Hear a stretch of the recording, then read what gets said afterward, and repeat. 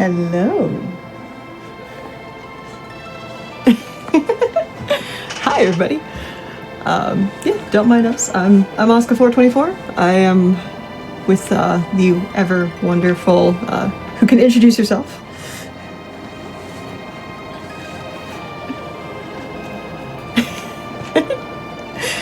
And welcome to Final Fantasy IV Free Enterprise Randomizer. We've got fantastic commentators that can also introduce themselves.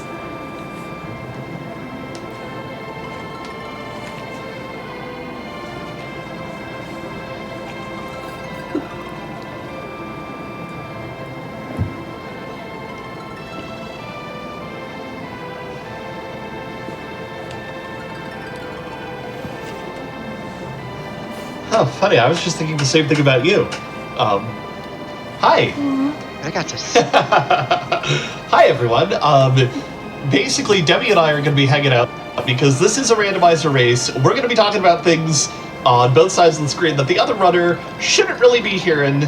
So once we get started, we'll be kicking the two of them out of the room, and they won't be able to hear what we're talking about. Only nice things, okay, chat? Only nice things. Yeah, that works. I'm good to go. Dijon, you good to go? If everything's ready to go for everything else. Sorry, watching the Discord. Alright. Yeah, I think we're good. Okay. So we'll wait on the command. All right, I guess we should count you in then. Yeah. We will start in 5, 4, 3, 2, 1, go. Yeah, so everyone, welcome to Free Enterprise, the open world randomizer for Final Fantasy IV. Just like the vanilla playthrough, we're going to start off with a pair of characters, but unlike the vanilla playthrough, we're going to start off with an airship. We can go anywhere on the overworld we want. Our starting characters today are Edward and Edge. Our starting item is the pan. Demi, how are you feeling about this flag set so far? And?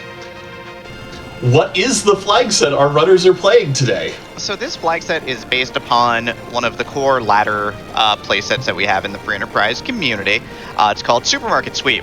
The primary thing that this does is this. We're gonna go shopping. That's right. We're gonna spend some money. There's only one thing about spending some money. I'd say that we have to get some. How much money do you think we're gonna need to get, though? Nothing, because everything is free! And yeah, it's actually literally everything on these settings. You can see some of the most powerful items in Final Fantasy IV Free Enterprise will be at our runners' disposals in shops. Everything from that adamant armor you absolutely didn't get as a kid to, crystal swords or Excaliburs for your Edge so that you can fling them into space. Actually, it's probably what both our runners are looking for right now would be Excaliburs. Because Edge can dart them for their attack power times his level, which starts at 25. Yeah, of note in the shop so far, Asuka has found Murasame swords, and both of our runners have just found Avenger swords for sale. Great pieces of early game equipment. You'll notice our runners doing these early shop checks just to see what they can find, what they can use to kind of get a little bit of their ball rolling in order to start steamrolling through a lot of these early fights that they're going to go through. Yeah, absolutely. And of course, the shops are all completely random, so you don't know what you're going to get in them. We've seen everything from Hourglass 3s, which of course is an item that you've not seen in a Final Fantasy IV game unless you played a remake of it, because that is a item from the Japanese release only. We ended up getting a simplified version here. Edward in the Bed does give you a key item. Normally, where he gives you the Twin Harp in the vanilla game. Here, he gives us the Baron Key instead. Yeah, and if you're unfamiliar with Free Enterprise, but if you're familiar with randomizers in general, one of the big things going on in this game is this key item randomization. All of the different different key items that unlock different story events and various plot points within the game are shuffled around, though some particular story flags have been removed to make a little bit of progression easier. Yep, and of course, for anybody who has ever played a Final Fantasy game, of course, here the ultimate goal is to find these four. Normally, of course, in Final Fantasy IV, you go fight Zeromus on the moon after going through an immense amount of plot. But in Free Enterprise, we've cut out a lot of that plot. You have these four objectives on the screen: complete Cave Magnus, complete Barren Castle, complete the Giant of Babel, burn Village Mist with the package. Once you've done all those, you get the crystal, which allows you to turn Zeromus into whatever ultimate form Zeromus chooses to take that week, as if this were some sort of Sentai show.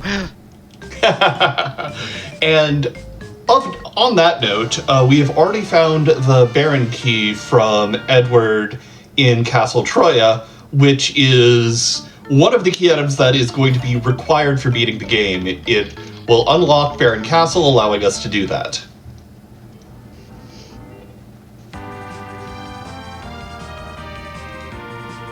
Yeah, so they're trying to fill out their party. I believe Cecil has arrived. Second Edward's also arrived. Duplicate characters, they are a thing. You're allowed to have two of the same person in your party at any given time. Which is a thing that was added to the randomizer, because of course the characters are randomized too. As experienced Free Enterprise players, Demery and myself are looking at this party and honestly getting really excited. Early Cecil, once you take him up Mount Ordeals, he class changes into a paladin, just like you remember from your childhood playthrough. And at that point, one of those Excaliburs is not getting thrown. One of those Excaliburs is going to be held on by that former Dark Knight. Yeah, the other 98, however, are going to be cutlery flung at anything and everything that we can throw them at. That's the big thing here, is that Asuka's going to leverage the power of throwing Excaliburs, which again, Excaliburs, they have a base attack power of, I believe it's 160, and then you multiply it by 25 for the damage, so like the lowest damage that it can do is 4,000 roughly. Yeah, while Dijon pops into the Watery Pass and finds, a slightly more powerful sage than one normally finds there in vanilla. Yeah, Fusoya is the character that you find on the moon towards the end of the plotline. He comes loaded with the spells, and when I mean the spells, I'm talking about all of them. You name it, he's got it.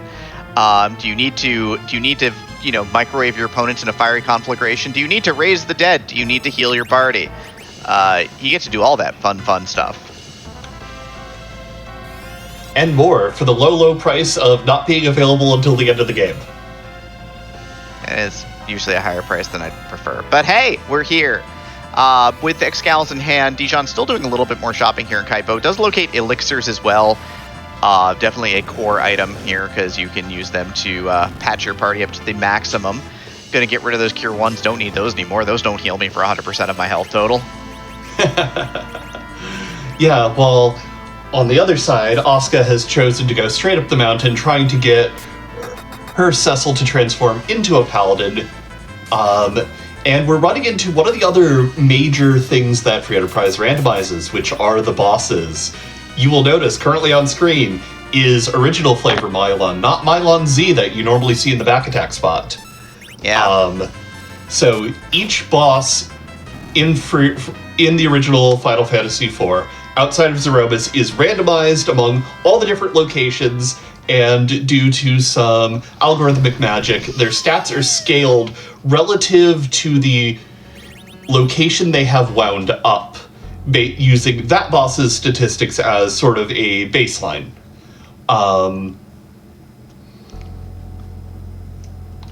There is some magic that goes on in the background, but basically the big thing that you'll notice is that in this in particular, there's two things that you'll end up noticing at the end of the day.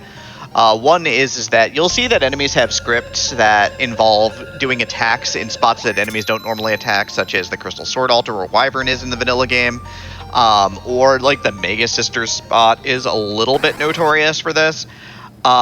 But you'll notice that spots that don't normally have enemies that attack, Leviathan in the underground is the other big one, that they melee. When they melee for the big damage, large numbers, infinite pain. And of course, that there's some spots that do status effects that if you get actual casters there, that their spells do a lot of damage in exchange. But yeah, so we're just going to throw knives at our problems here as just darting away is Asuka right up the mountain here. The big thing is that the King Queen Evelyn fight, this is the King and Queen scripted fight at the underground in Tower of Babel. Normally what will happen is if you kill the king, the queen will pass away peacefully behind, but, you know, they only have 500 hit points apiece here, so just going to go and remove them both from combat here. And Asuka pulls a pink tail, which you definitely didn't get as a kid. Continuing that trend. Yeah. Which is the rare drop from the pink puffs on the moon, which allows you to get the adamant armor. It is actually a key item within Free Enterprise. Asuka can turn that in to get an adamant armor later, but for now, I think she's just going to walk away happy knowing that she's got a holy man with a holy sword. It's a good deal if you can get it. But yeah, so yeah, the Pinktail was, by the way, for any of the vanilla aficionados here, it's a 1 in 64 drop from the Pink Puffs, which are a rare encounter in exactly one room in the lunar subterrane. And then they have a 1 in 64 chance of giving it to you. So odds are, if you got it when you were a kid, I salute you. Again, you always use that kind of as a kid here because Final Fantasy IV, of course, was on the SNES back in '91. Yeah. Dijon going up a slightly different mountain, Mount Hobbs, where you normally recruit young in vanilla, finding another Dark Knight and some lunar dragons. Yeah, probably no question that Dijon is very shortly going to take these party members up the mountain real quick and then dart her way through. The darts are flying hot and heavy here. This is kind of one of the big strats in Supermarket Sweep is find an edge, find your knives, because you can get any characters and then letting it rock. Indeed.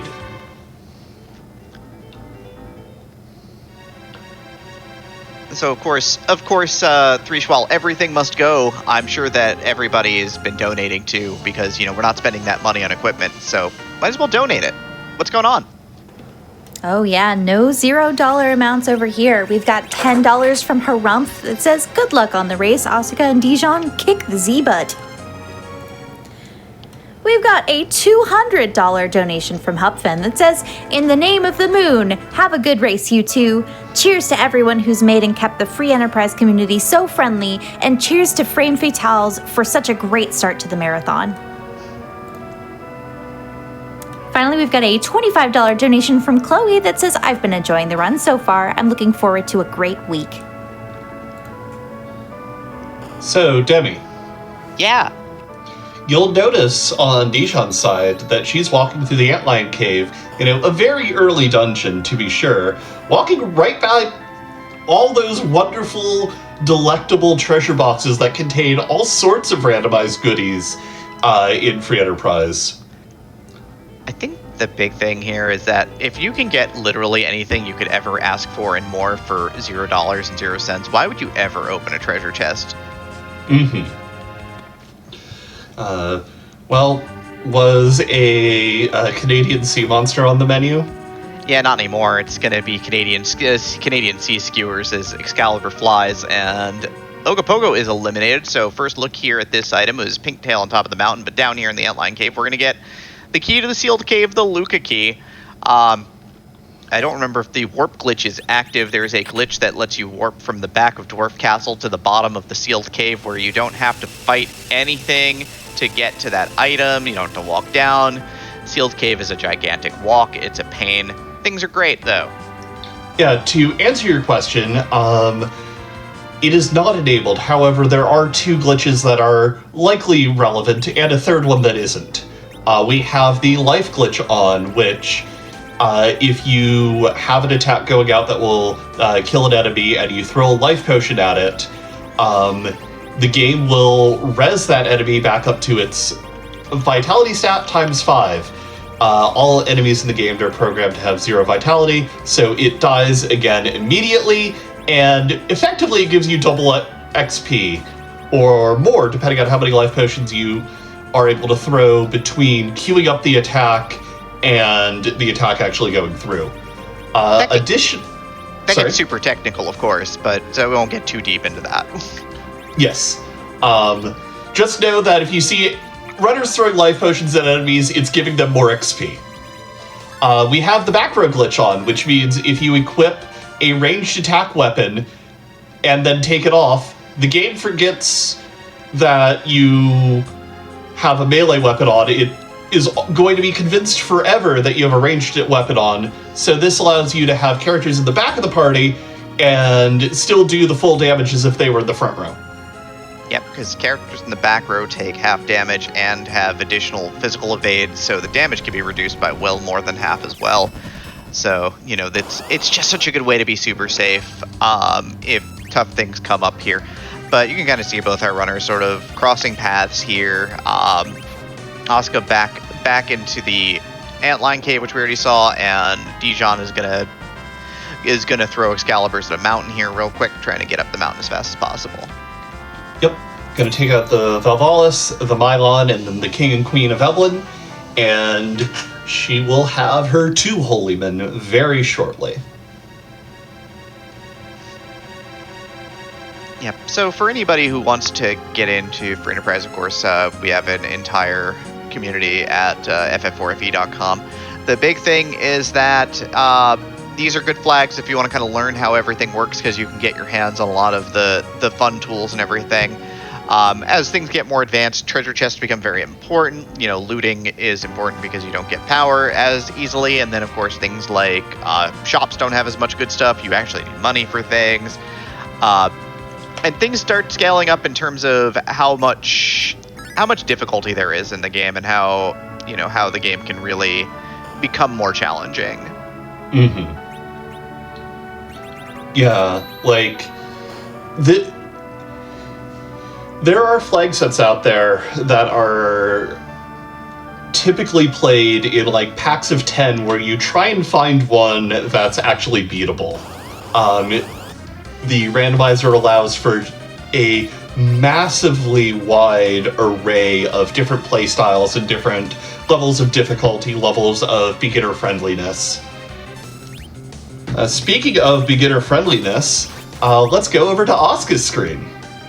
So here's Wyvern, and Wyvern's actually one of the characters that has some special flags attached to it. Normally in the vanilla game, what it does, of course, is it opens up with Mega Nuke, which is an attack that does immense non-elemental damage to the entire party. There are ways to mitigate it, like walls and the like, but this being a more beginner-friendly flag set, just allows you to ignore it because it chooses to not do it. We just remove it, and then it just starts into the rest of its script without trying to obliterate the party. Mm-hmm. I say trying, but Wyvern usually succeeds.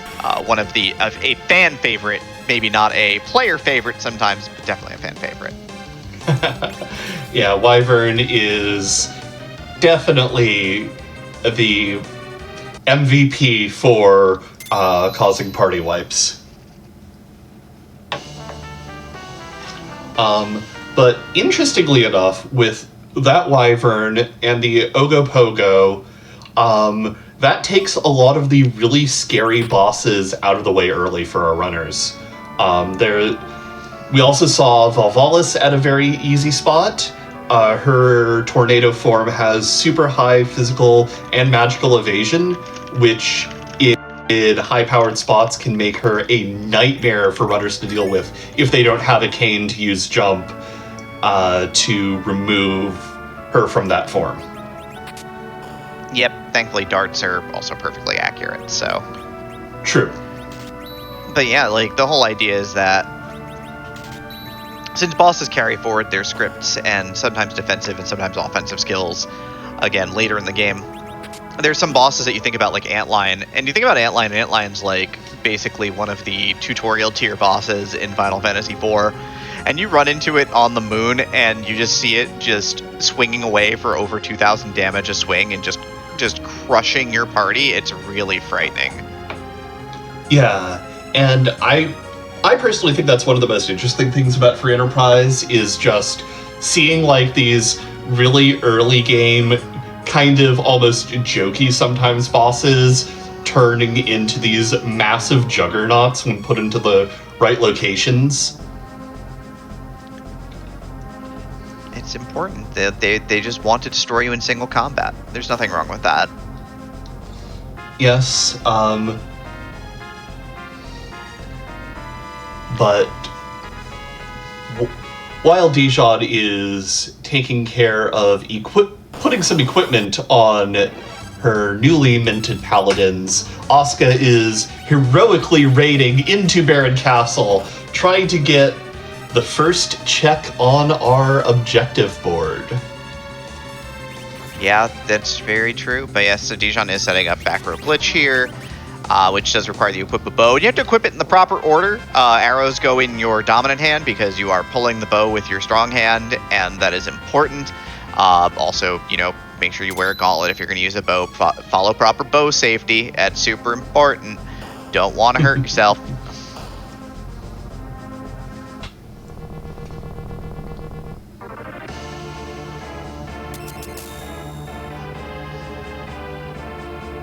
But yeah, chat, so we've got the second boss here in Baron, as we cut down the first one, is Mom Bomb.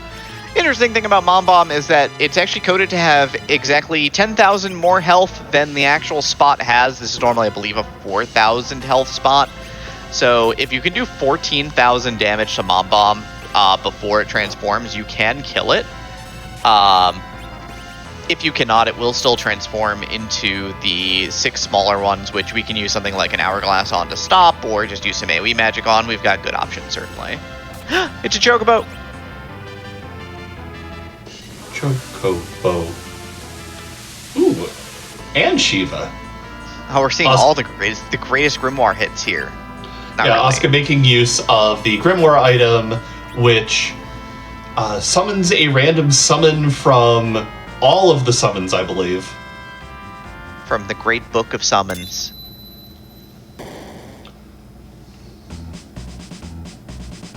But yeah, you can see each time there's a pop-up, which is Fusoya learning spells, because he doesn't start with anything. He starts with half a dozen spells and 500 hit points, and every boss you kill, he gets more powerful. This was a flag introduced into the game, because if you find someone right away who has, really good stats and all the best spells, that kind of leads to some situations where it completely trivializes seeds. So allowing Fusoya to unlock spells over time kind of gradually ramps up his power as you go. Yeah, it makes him not overwhelmingly powerful. He's so good. But yeah. Ooh, Globe 199 coming out on Dijon's side. Also, I missed the item that Asuka got from the pot because I looked away for like 5 seconds and my timing was bad. Yeah, which Chat, of course... Chat, help us out. This is why we have a wonderful tracker. Yeah, we have J-Mac the librarian who is doing tracking. We also had Allisele, who is another community admin who was going to do commentary, but she's not feeling well, so we'll go and send her a whole bunch of love afterwards. Yep, Chad is telling us it was the hook, which is why Asuka can go get an adamant armor, because you need the hook to grab the hovercraft to float it over here. The thing is that there's 17 key items in Free Enterprise. One of them, of course, is a crystal we get from the finishing all of our objectives. And the other 16 are key items. And in this flag set, the 16 key items are in the 16 basic plot locations of the game.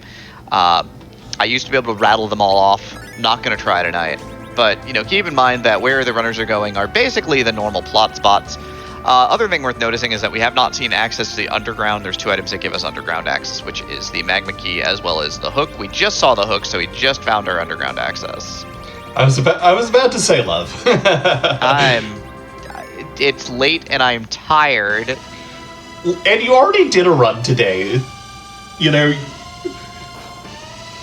Anyway, Dijon is basically following very similar routing to Asuka, though being a bit more thorough in her early checks before following the key items through, and is going to get a objective on the board very shortly herself.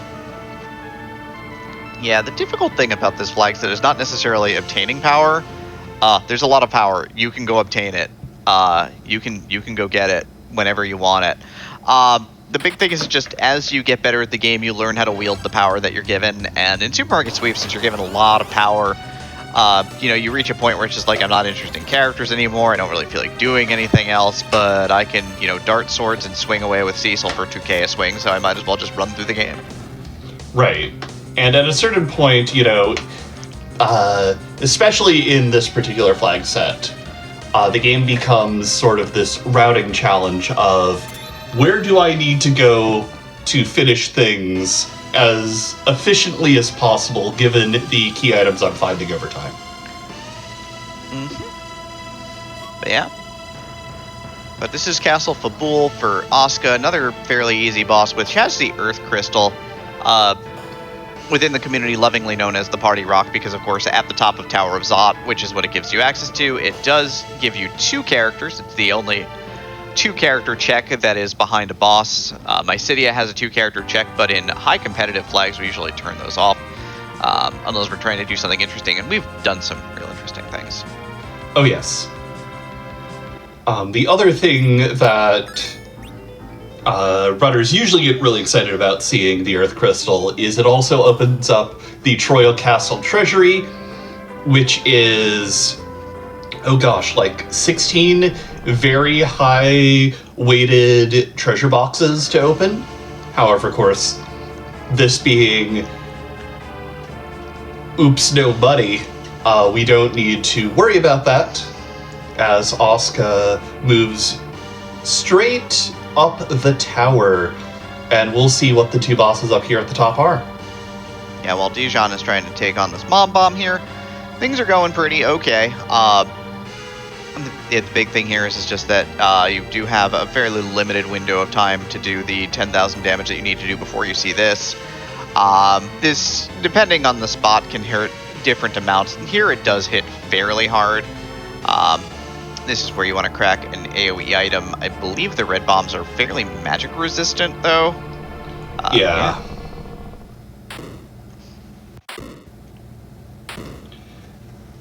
And so at this point, the red bombs will just go down to a couple of quick punches.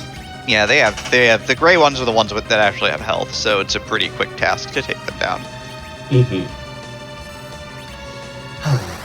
Over on Asuka's side, Goldes has stepped out of his room. What's he doing down here? Isn't he supposed to be upstairs? Well, no, he's trying to take the Earth Crystal. We're jumping the plot a little bit.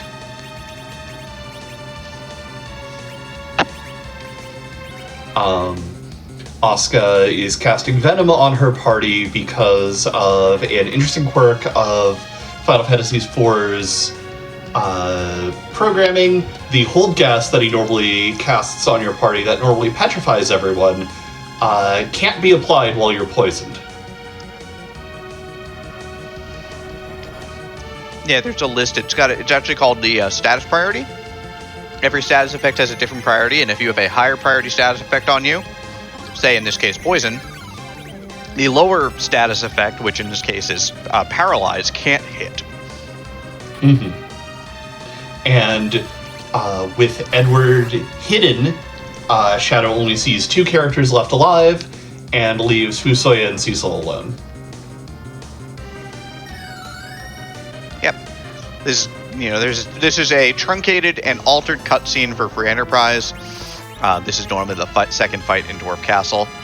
However, it looks like Dijon is going to eschew the rest of the Earth, having the Baron Castle check down, is going to decide to go ahead and hit this hook route right now. While it should be relatively easy with the amount of power that we get, there could be some mishaps down here. There's always some challenges that do abound down here because the bosses do hit. The first boss especially, at what is normally the King and Queen Evelyn spot, it is fairly fast and hits fairly hard. Yeah, this normally happens after your first trip underground, and this is where you fight Rubicante for the first time as well. And it is a notoriously steep spike in difficulty from the rest of the overworld. And so if it is your underground access point, it can be a little tricky. However, Dijon did find some very good items in that shop there. Yeah, the big two there, of course, are Sirens, which conjures up the most rare encounter in an area. This, of course, can be used to get some very, very powerful experience encounters later. In the underground, there are yellow dragon eggs, and there were 34,000 experience apiece, which is a ton. And of course, more importantly, on the moon, there are gold dragons, which come in pairs, and they're worth 60k apiece. Yeah, there are a number of different Siren Grind locations within Final Fantasy IV, but those two tend to be two of the more popular ones. And of course, the other item that Dijon picked up is the pass to the Troya Inn. Yep. Normally this led you to a programmer's room originally, but now what it leads you to, of course, is it's been actually rerouted. You get rerouted to the moon, and you find one Zeromus up there. And so that is one of the two routes. The Darkness Crystal is the other one, which we are going to need to finish the seed because that does give us access to location number 3, the Giant of Babel. Mm-hmm. However, normally if you go through the Darkness Crystal, you fly up to the moon and you have to wind your way through the subterranean and the core all the way down to Zeromus's room. The pass skips all that, spits you out right in front of the boy. Yep. Asuka, of course, is going to finish up the check here at Tower of Zot, having killed off Leviathan forever and permanently. Dijon is doing a little bit of rearranging here, trying to just get settled in after adding some new items to the old inventory here. Yeah, inventory management is honestly quite challenging part of playing Free Enterprise, especially when you have flags where you need to sell items. You have this tension between stuff you want to hold on to in case you find another character, stuff you want to hold on to because it's just a useful consumable, your key items, and all the other miscellaneous stuff you've pulled out of boxes that maybe you want to sell off at some point. And you never want to run into the inventory boss, which is what we lovingly refer to as the box that pops up when you get an item that you don't have room for and you have to throw something at it. It's just a pain to deal with.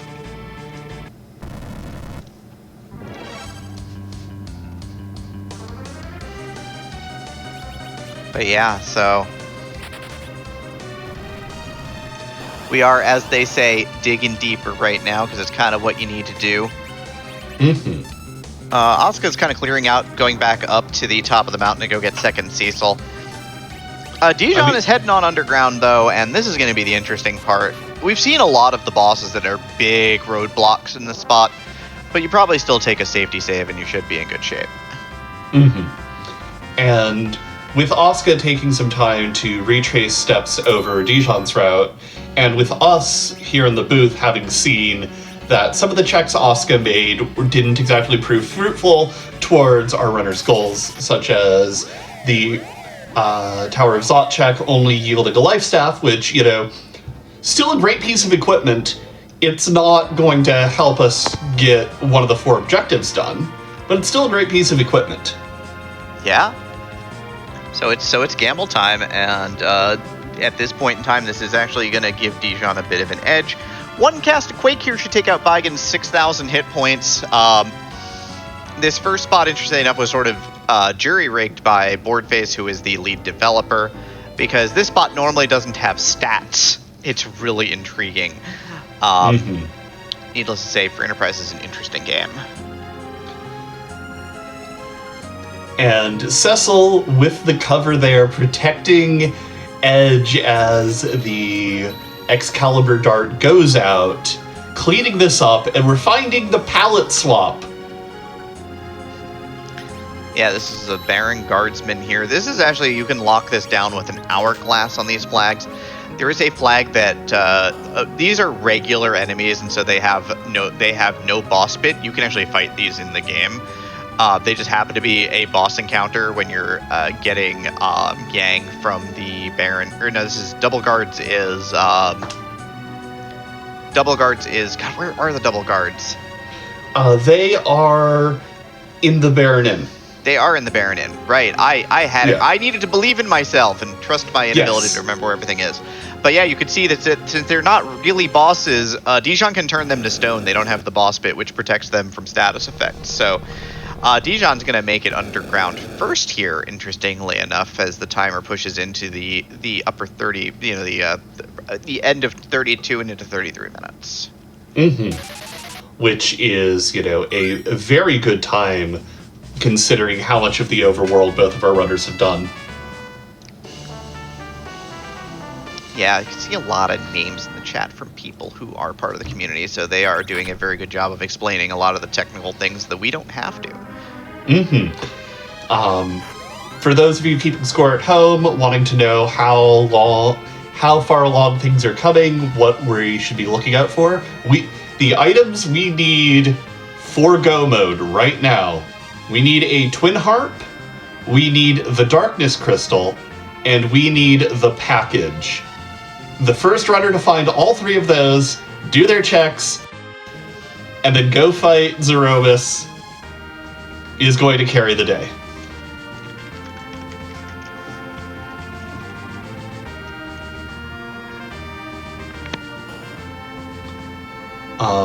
Dijon immediately taking a dip down into the Sylvan Cave, going to talk to the Sylphs here, and set up a check above ground in Fabul.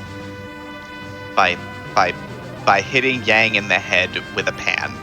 So this is the Yang who in the game gives himself a concussion trying to save everybody at the Tower of Babel from the super cannon. He gets a concussion, he's here in bed, so how do you treat him? You hit him in the head with a pan because that's what his wife would tell you to do in the vanilla game. Mm-hmm. Please do not strike people in the heads with pans, that's not good for anyone involved. Don't do that. So this unlocks two checks. You unlock the first check just by talking to Yang in the bed, and the second one by, as Demrain said, smacking him over the head. When you go back to Fabul and you talk with his wife Sheila up in the tower, she will give you two different items, one of which will be in exchange for the pan. Additionally, Dijon is coming down to the land of summoned monsters. There are two bosses here which are notoriously difficult spots. However, we don't have to fight them because that flag isn't on. Instead, we just find a rat tail, which is the vanilla item you find in that location.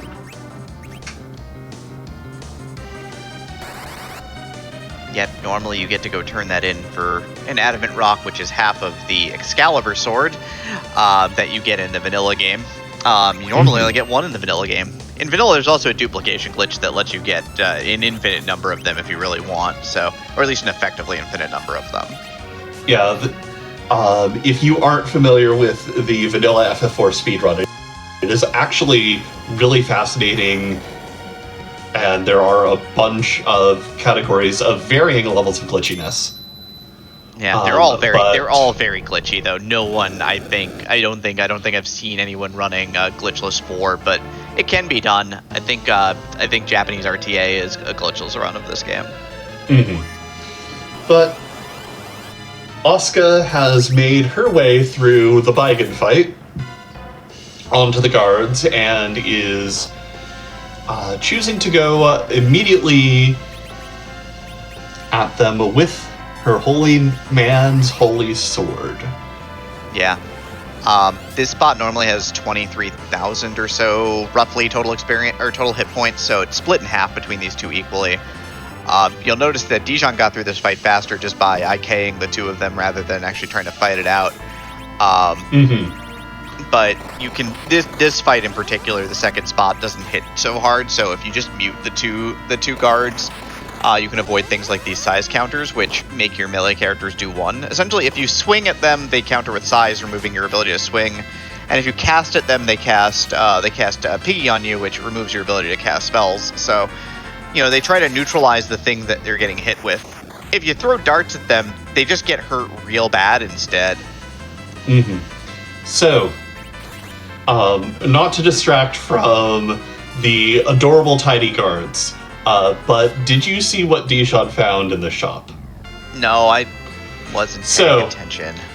When you think about really powerful and slightly broken equipment in JRPGs, what do you think of?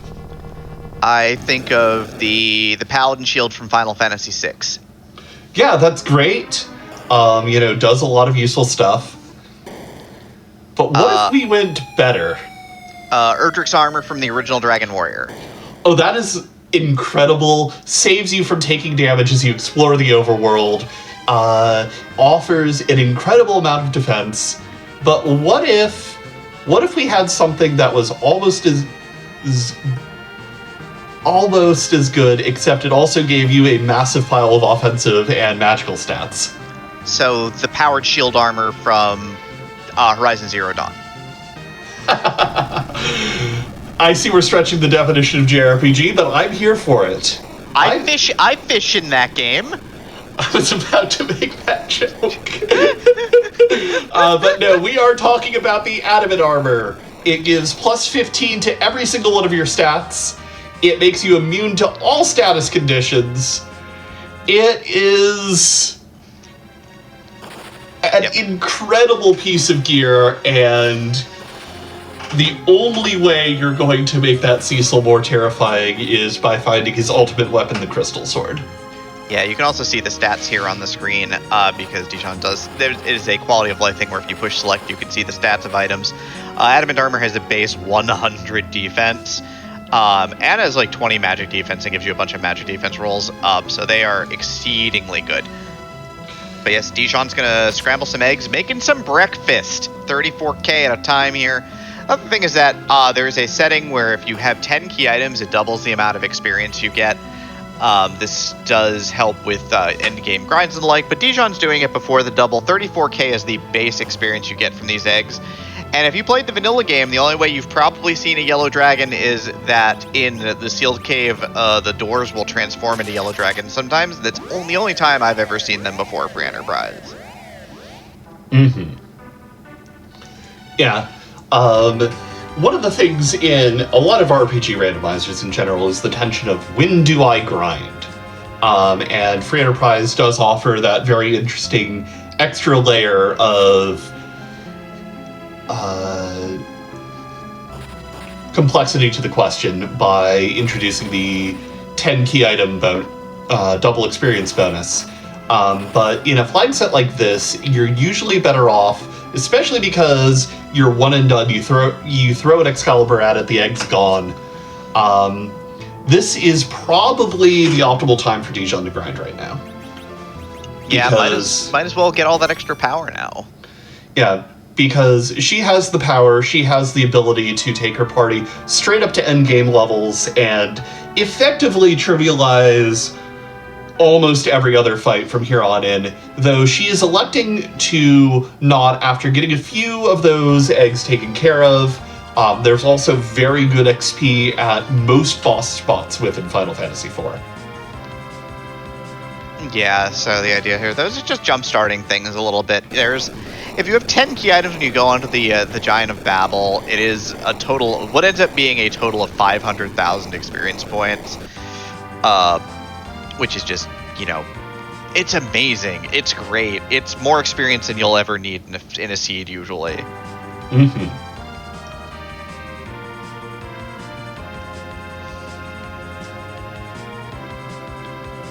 And of course, Dijon coming in with both of her tails to turn in. Yep, so... there we are. Well, we've got access to the moon, and more importantly, to the Giant of Babel, which is one of those check marks on the screen that we were just talking about. So we're now 2 items away from knowing where we're going. Yep. Asuka hot on Dijon's heels, turning that in, getting her Darkness Crystal as well. I imagine both of our runners are coming right back up to Fabul, going to go turn in the pan and talk to Sheila for the other key item there as well. And who knows, our runners may just be in go mode immediately after this. Yeah, there are 2 key items here. It's pretty great. Yeah.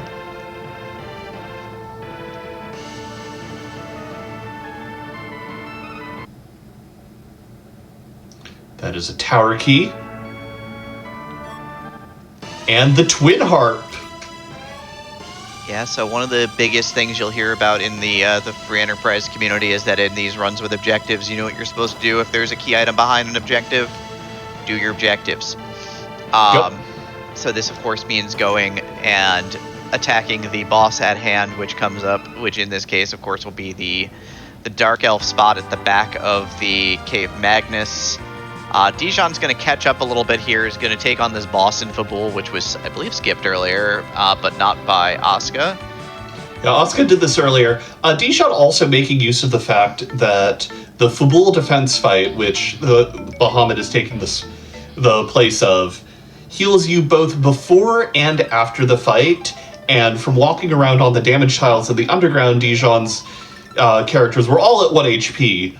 So this is also just like, well, I'm going to do this extra key item check and also effectively use it in. Which is honestly kind of bad. And there's actually a specific reason why, is that when you go into Cave Magnus, what ends up happening is that there's a cutscene with Dark Elf at the bottom where if you don't have a way to, like...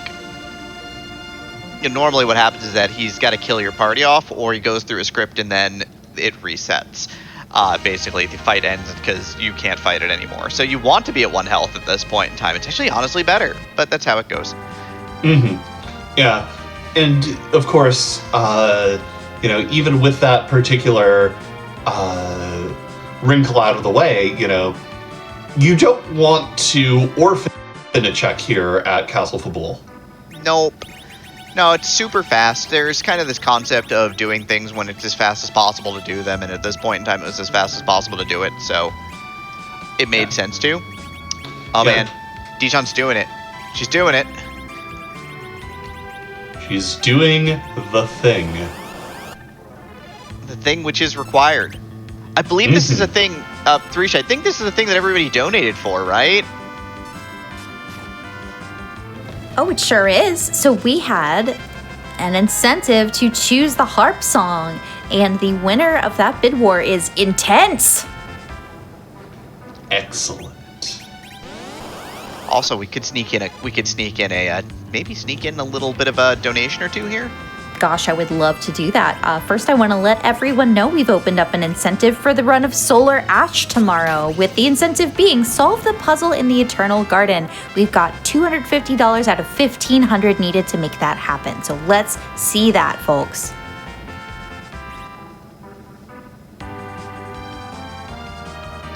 Right, Yeah, so go ahead. The other way to get through the Dark Elf cutscene is to have your party paralyzed, because for lore reasons, the Dark Elf has power of magnetism, and if you're wearing metal armor, you can't do anything, and if your party is fully paralyzed, it ends the fight. Of course, you had 3 out of 5 members of Dijon's party there. But it is music time, so I'm going to be a little quiet so we can take it all in.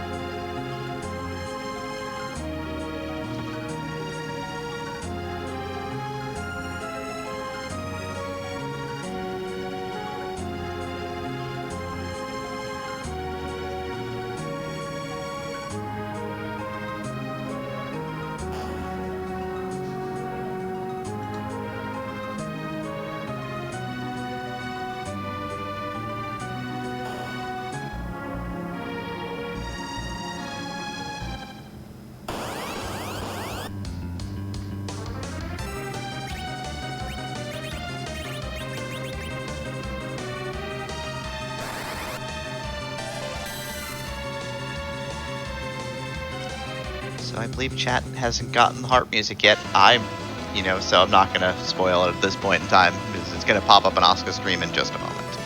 Mm-hmm.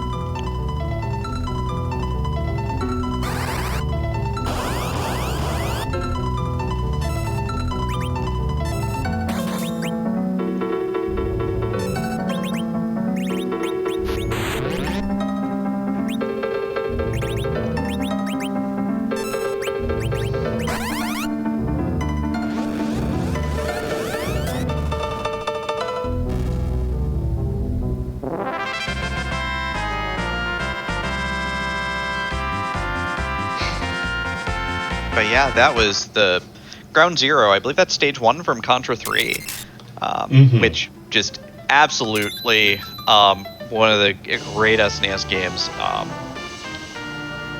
If it were easy, we'd all play it. But it's good and challenging. Magma Key, though, nothing there, nothing doing for either runners. So now they're Dijon's heading up the Tower of Babel, which is 2 checks because we do have the tower key, and Asuka's gonna cast exit and then needs to make a decision of what her next game plan here is. At this point, our runners have a couple more checks underground, still got a whole bunch of key items floating around, and the ever-lurking threat of the... Wait, no, sorry, that's Majora's Mask. But there are... no checks on the moon, actually. Never mind. I'm getting my flag sets confused. Yeah, we don't need to go to the moon. I'm saddened by that. I love the moon. You should always go to the moon, but we don't need to today. We do need to go to the tower and get those 2 checks out of the way, though. Looks like Asuka's going to take some time to think and head up onto the giant, most likely here. Yeah. As Dijon finds the Magus sisters.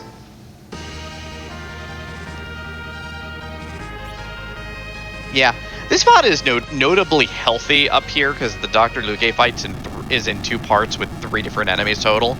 So this spot is notoriously healthy, but the magic power up here is abysmal, so we're not really worried about dying.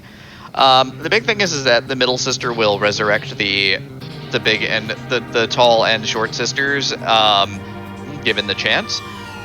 Is what ends up happening is that goes to the script, and normally you need all 3 of them to do delta attack, but with one of them dead, she'll bring back the 2. The middle sister dies first, then the other 2 are easy pickings. They're also way less health. Really nice Titan summon there to finish off that middle sister, and as you said, the other 2 pose very little threat at this point. No threat at all, in fact. And there is a spoon. It is, in vanilla, the best dart in the game, 255 attack power. Since it comes from the Yang event, it is a key item. In some flags, Edward can equip the spoon, which gives him 255 attack power, which, is kind of funny, but also kind of is fantastic. Turns Eddie from, almost the silly joke character of the game into a verifiable glass cannon.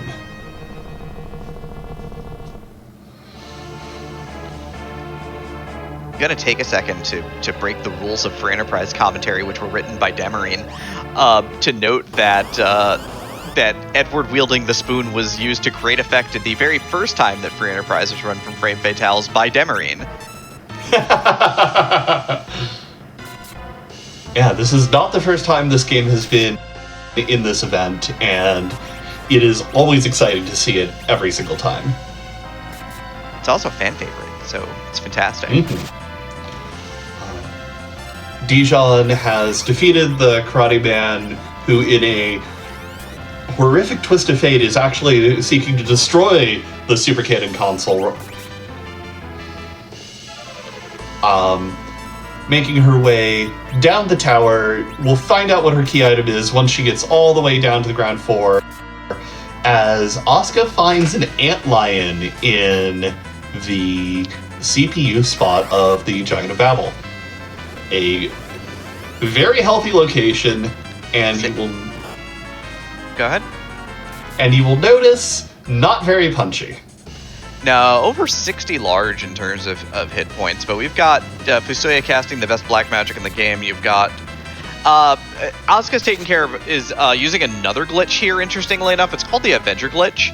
Avenger is a weapon that applies the auto Zerk status. It's also not very strong on its own. It only has like a base attack power of 80.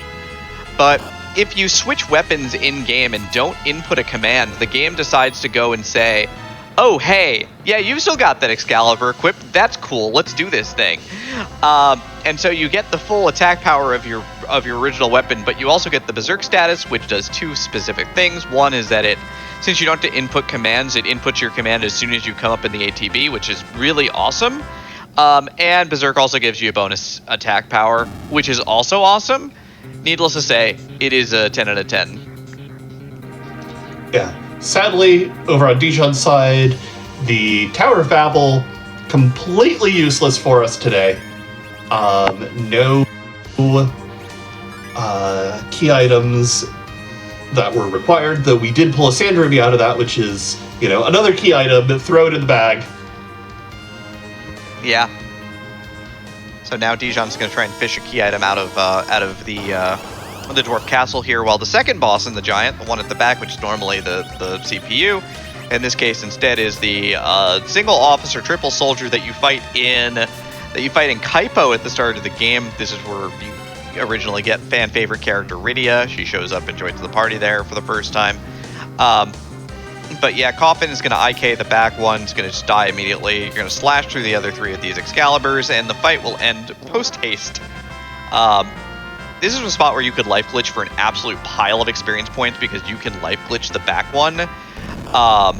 Basically, you throw a life potion at it while after you queue the Coffin up for the instant kill, and again, like we'd mentioned earlier, life potion would go off and resurrect it at 0 hit points, letting it die again for double the experience points. You can net about nearly 560,000 experience points from this spot. Where Asuka deciding that with the sirens in her pocket, and probably just in the interest of getting through and getting another objective out of the way as fast as possible, not going for anything fancy, just going for the kill. Finds another ninja and decides to replace Rosa with him. Yeah, just gonna go with that sweet, sweet, overwhelming power, which I think is the important bit.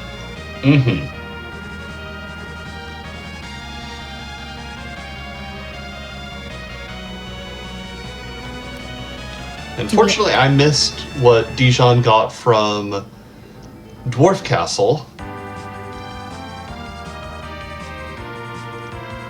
I mean, it clearly was not the package, because she's not going to turn in the package, so she's down at the sealed cave now. Indeed. Chat pointing out that it was in fact the Adamant Rock. More rocks.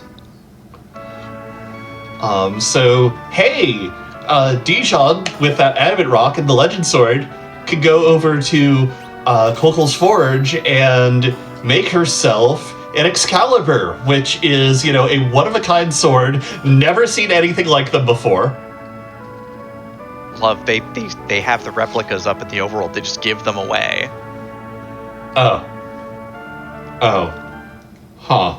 Asuka, of course, is showing off one of the great Easter eggs of the game, in that there's a dwarf back there who's doing a job, lovingly known as Job Dwarf, and the job is actually randomized in this, so we have the fact that the dwarf is a standards engineer.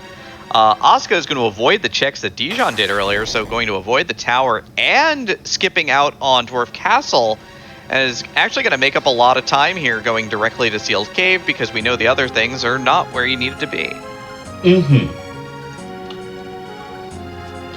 Yeah, it's right here. You've got a lot of power. This spot can be fairly dangerous. It's the last thing you do on the Earth in the vanilla game before you go up to the moon.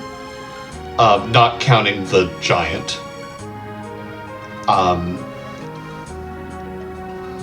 And so it's a fairly reasonable check.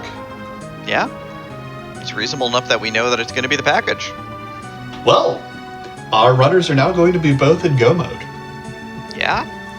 So Dijon gets to go mode first, but Asuka's already got the giant out of the way, so I think this is Asuka's race to win at this point. Yeah.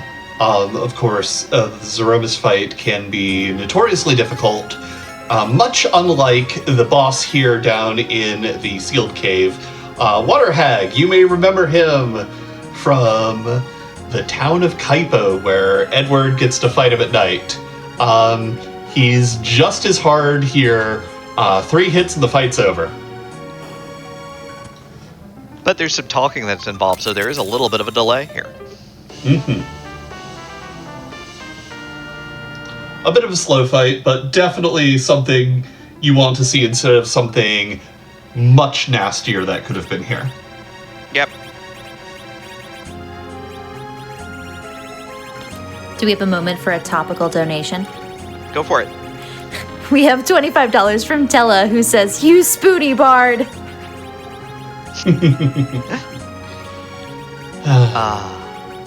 The great memes. I mean, that is the Final Fantasy IV meme, isn't it? Mm-hmm.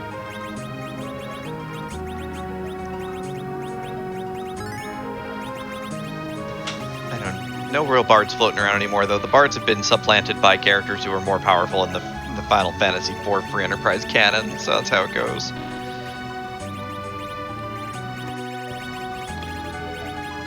Yeah. One of the interesting things about the Sealed Cave is you can't cast exit to get out of here because there's the plot trigger that happens at the very end where Kane will steal the Darkness Crystal from the party. However, you can use warp in here to go back a room, which is often faster in some of these larger rooms in here, as we see Dijon doing that.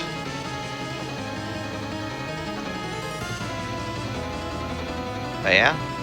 So Asuka's gonna be in go mode. Dijon is in go mode. Dijon's got a little work to do. Are there any more donations available at the moment while we do a little bit of backtracking and flying around? My goodness, are there? We've got a $25 donation from Mecha Link, who says GG to Demarine on fair run, and now race, race, race, race, race.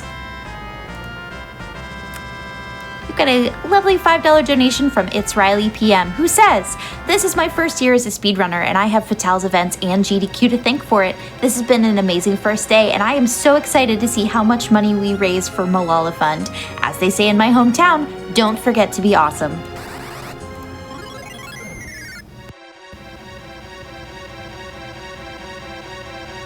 Yeah, no, both these runners are fantastic and awesome, and it's just great to see them kind of going at it here. Dijon is just going to fill out the old experience bar a little bit here. Going to go ahead and clean up a couple more eggs for 68k a pop. Asuka's already got the giant belted for the 500k, and you kind of see her party's edging into the lower 50s in levels, which is generally super happy, good end game levels, especially with this sort of equipment power behind it. Yeah. Dijon, of course, does not know that the giant fights are not difficult at all. There are still a few nasty tricks that could be in the pool there. One notorious boss that could still be in the giant right now is Kainazo. Yes, the most dangerous turtle of them all. Is very fast, and Wave does damage proportional to Kainazo's maximum hit or current hit points, which of course is a factor of his maximum hit points. And if he's at 62,000 hit points, even 4% of 62,000 is still, him doing a couple thousand damage to the party if you don't hit him enough fast enough.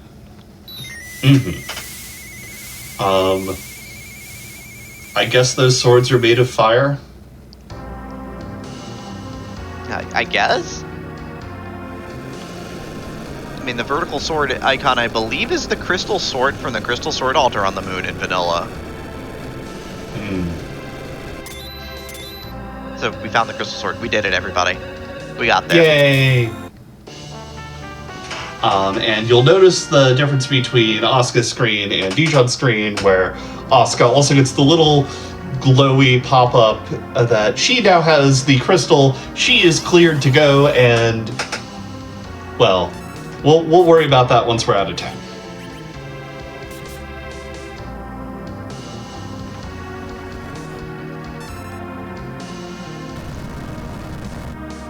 Yeah, absolutely. But of course, Dijon, of course, just finishes up the package as well. So Dijon still has to go up to the giant now, and that's all that she needs to do to finish this seed. And of course, Asuka now is with the crystal. I don't remember if she bought a pass or not. I don't know if she checked the shop in Eblin Underground. She did. There were a couple of sirens that she used as well. Okay, great. So she's going to show us the pass through Troya to Zeromus then. Which I think begs a question, if you want to explain for chat. I mean, I think there's a great tradition, and I believe everybody here has donated. Anybody who's donated to the Zeromus incentive, you've donated to be a part of a grand free enterprise tradition all through the ages. All the way back from the great year of 2018. There are many bosses in Free Enterprise. They're all randomized all over the building. Zeromus, however, he is a traditionalist who never wants to leave the moon. Also, he'd be incredibly powerful in any other spot and would obliterate your party. So, of course, he sits there waiting for you at the back of the moon, wandering, hoping. He is the Grand Master of Disaster. He is the King of Damage. He is going to reduce your world to ash with Big Bang. But more importantly, there was a donation incentive that chat you may haven't donated to. So, of course, importantly, we're going to see a new Zeromus tonight, and we're going to have to find out which Zeromus is here, because we need to know whose butt we're going to kick tonight. And shoutouts to Scala Kitty in particular, our wonderful alternate Zeromus artist, which I think is how you put that. And head of the community, basically. Like. Oh yeah. Scala does basically everything that doesn't involve writing code.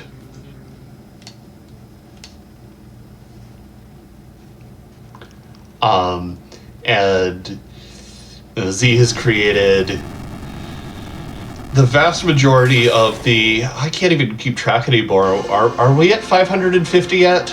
I don't know the exact number anymore. I've lost track. Either way, it's over 500. I know that much. Yep. But more importantly, there's going to be one right now. But how the fight starts, of course, is that everybody goes in. Zeromus is going to shake. Interestingly enough, Zeromus to Shake does have one property where it does actually dispel all positive effects from your party, so it can be very interesting. It has a very odd interaction if you left Avengers equipped, because it interacts with the Berserking really oddly on those because of how the auto Berserk works. But you fight normally, you'll fire off the crystal here, and we'll get to see who's here. Who's here to party tonight? Is it a cute sprite? Is it an ugly sprite? Is the sprite wearing a hat? These are all important questions. I hope it's wearing a hat. Maybe two hats. Hats are great. Ooh. Oh, that is incredible. Well, yes. Our final boss tonight is none other than Faith, our wonderful, wonderful mascot who has decided to test our runners in one final battle to see if they're ready to save the world of Final Fantasy IV, which doesn't have a name, unfortunately. I mean, the amount of damage that this party does, comparatively speaking, we should be pretty well and good and fine here, excepting that Second Edge did not get a lot of levels, so he is going to get microwaved down to 6. Big Bang is an AoE effect that does I believe it caps out at 2,400 damage if my memory serves, but we've got a ton of armor and we're never going to see a 2,400. Yeah. Additionally, there is a quirk of how the Zoromas fight scripts work, involving setting its magic attack. It's very complicated. I'm sure someone in chat will give a better explanation. But the important part is if you time a magical effect on Zoromas correctly, you actually nerf the amount of damage coming out from the Big Bang. So it is entirely possible that second edge, weaker edge, low HP edge survives here, and what do you know? Adamant armor's a good piece of armor. The big thing is that the top end after you have his magic power is 1,200. So Zoromas's half magic power means that the Big Bang caps out at 1,200, which actually leads to something which we call 1,200 stats in the community. But also the big thing is that it's great. It's even reduced more by armor and the like, so you can kind of keep the party alive. Zoromas has, interestingly enough, an interesting script where if you're directly attacking Zoromas, once you get it has 61,000 hit points, but once you get it to 16,000 by direct actions, what ends up happening is that the game goes, I have a counter script for this, and counterattacks by invisibly raising Zoromas' hit points back to 61,000, and then continuing the fight in phase 2. There are ways to get around this. Notably, in several versions of the speedrun, you use reflect strats, where you bounce spells off of a reflect wall, and by doing so, you bypass the HP refill. But Asuka already has Zoromas down to the final phase, the meteor phase, which happens when he's down to 12, or 12, never mind, he's dead. He's dead. He has 12,000 health. Media is lovingly known in the community oftentimes as victory fireworks, because most of the time it's a pretty safe bet that the fight is going to come to an end, but in this case it definitely was coming to an end. So GG Asuka for winning the race tonight. Yeah, with a time of just under 1 hour and 10 minutes. Nice.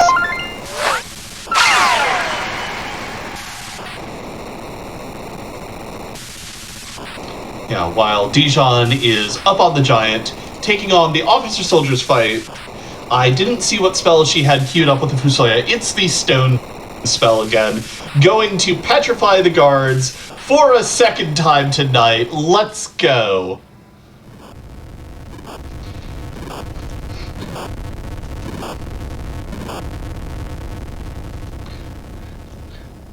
You know, I'm gonna have to start calling her Dijon Medusa Ketchup, because she is turning all these enemies to stone.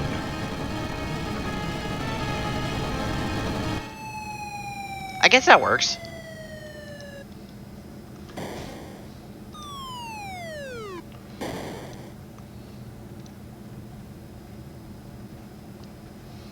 But she is out of the giant. She is going to fight second edge. She is going to get her crystal, and then we're going to see yet another fight. Final fight against Faith. For freedom? I don't know. I ran out of words to keep the alliteration going. Yeah, I got nothing.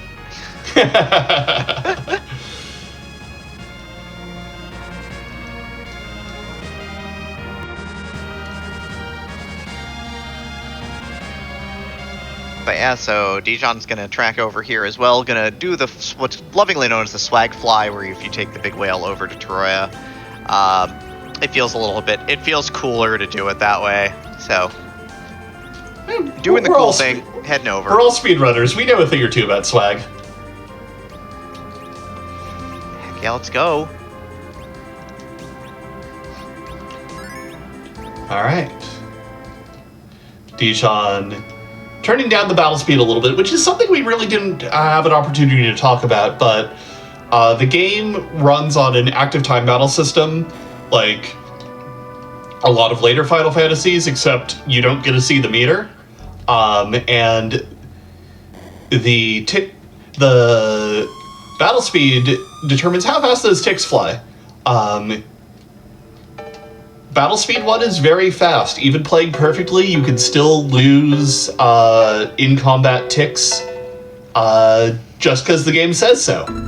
Yeah, basically it's normally if you're at battle speed 1, it is a tick every 12 frames. So a tick of in-game timer, basically when the game decides to recalculate where everybody is in the ATB, it does it every 12 frames at speed 1. At speed 3, I believe it's 20.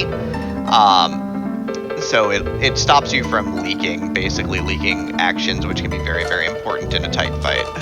Mm-hmm. Though, I imagine this fight is going to be about as tight as Asuka's fight, that is to say not very. Nope. We've got... Asuka's levels were pretty standard. Dijon did some grinding before doing the giant, so Dijon's levels are real good. You will remember earlier when Debbie was talking about nerfing the Big Bangs, that the maximum amount of damage a Big Bang will do is 2,400. Well, Fusoya might have a bit of a spicy time there, but with the adamant armor and all of the other pieces of amazing gear our runners have equipped, I don't think Dijon necessarily needs to nerf any Big Bangs. No, probably not. Just needs to heal up, patch up the team. Dijon also looking very excited at this sprite, just like Asuka did, which is pretty cool. Mm-hmm. Yeah, neither of our runners knew what the sprite was. Neither of our runners had seen the sprite before this. Neither of your commentators had seen the sprite before this. This rules. Yes. But the slow spell, which slows the speed at which the enemy's ATB fills, does work on literally everything in the game. The boss bit, the thing that prevents status effects, does not prevent slow on enemies. Yeah, and it's oftentimes a strategy that's really important for more difficult boss fights if you're on, if you have less gear, basically, or you're on harder settings. Yep. And in Final Fantasy IV, slow stacks up to 2 times, which is why you saw both of our runners.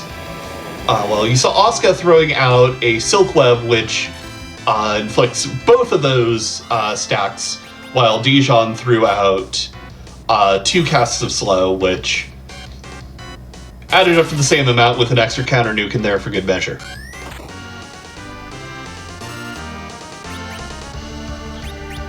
Instead of using an Avenger, Dijon is choosing to have Rosa cast the Berserk spell, which fundamentally amounts to the same thing.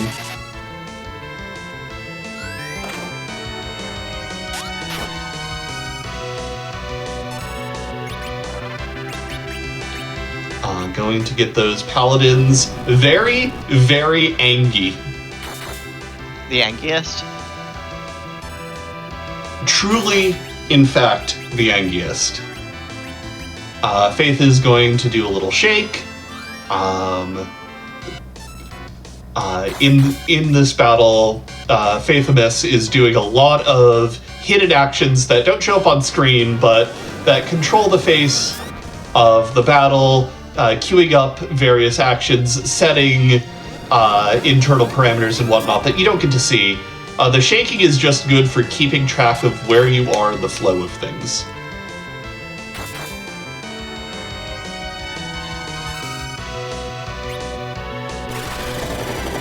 So yeah, Nuke's doing... Dart's doing nearly 9,000 damage. The Paladins are swinging for just over 5,000. This fight is definitely... And a second nerf Big Bang for good measure from Dijon. Now she's just showing off.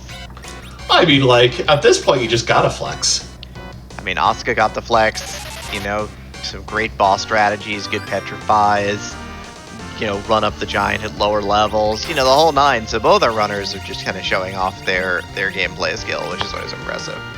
Yeah, both of these runners are both incredible players of this game. Not to mention every other person I could list here in the community. Definitely check out the Free Enterprise community. There's a Discord.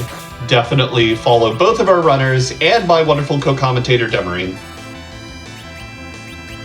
And Not to mention, following you too.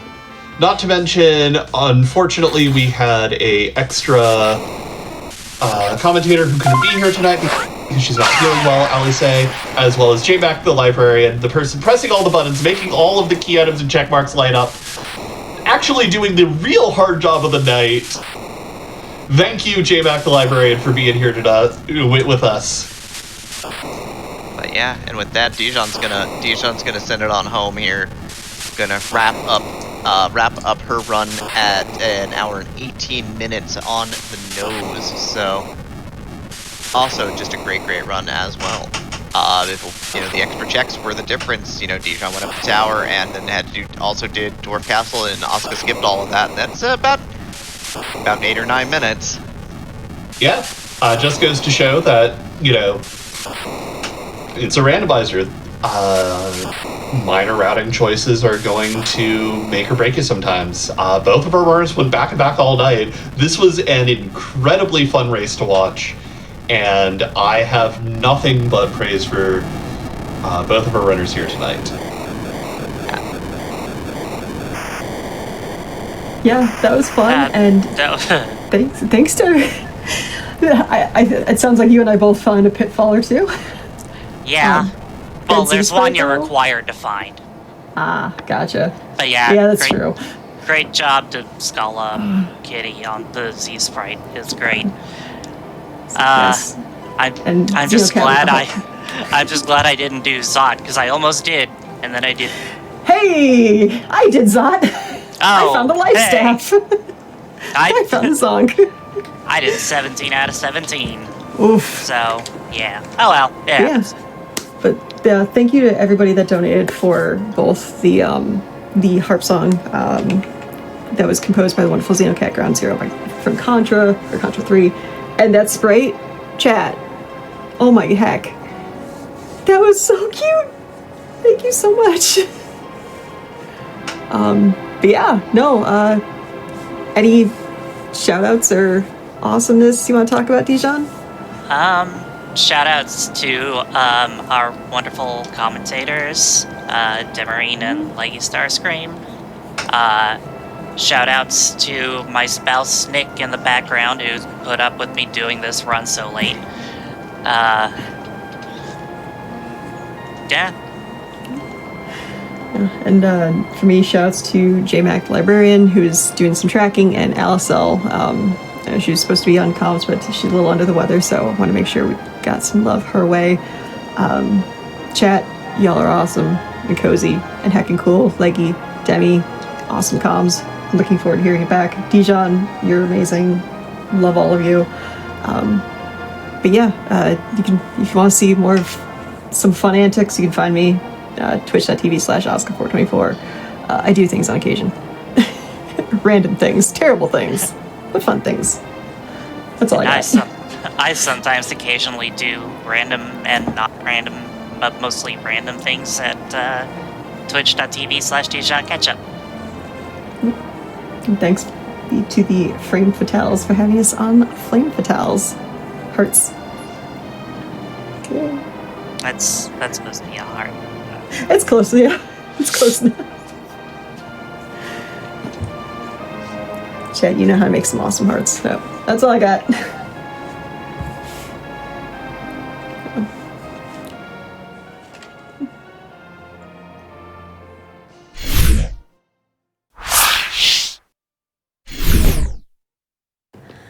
All right, what an amazing race between Asuka and Dijon. What an absolutely phenomenal event. And the Faithimus Sprite at the end. None of us saw it coming. It was so good. And everyone in chat who donated to make that happen, that was so special. Just a really awesome way to send off that race. So thank you so much to everyone who was able to make that possible. We are nearing the end of the night. That was the last run that we had scheduled, and we're already almost at $16,000. What an incredible force, chat. You all are doing such amazing work. We're still working on that solar ash incentive to solve the puzzle in the Eternal Garden.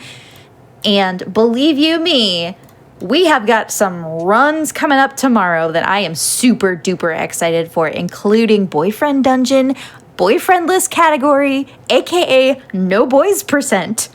We've got Shantae and the Pirate's Curse coming up tomorrow. Ghostbusters. Looks like we have a little bit of a spooky block, maybe. Who knows? I'm scared pretty easily, so we'll see if I stick around for that, but I probably will. If you are getting a hankering for more Contra 3, watch out, because we have a Contra 3 run coming up on Thursday, too, so make sure to stick around for that. We've got plenty to show you throughout the end of the week. We'd like to thank everyone today for watching and supporting and making donations to support Malala Fund. It has been such an awesome first day. We've got a ton of great momentum as we lead into a busy week. Just a reminder, we are going to be back at 1 p.m. Eastern, 10 a.m. Pacific tomorrow. We'll start with an interview with Malala Fund. So stick around for the interview tomorrow afternoon if you're on the East Coast like me, or in the morning if you're on the other coast, and watch for some of those games that we talked about. And don't forget, once we're done here, stick around because we are going to be rating someone. So stick around, and thanks everyone for an amazing first day.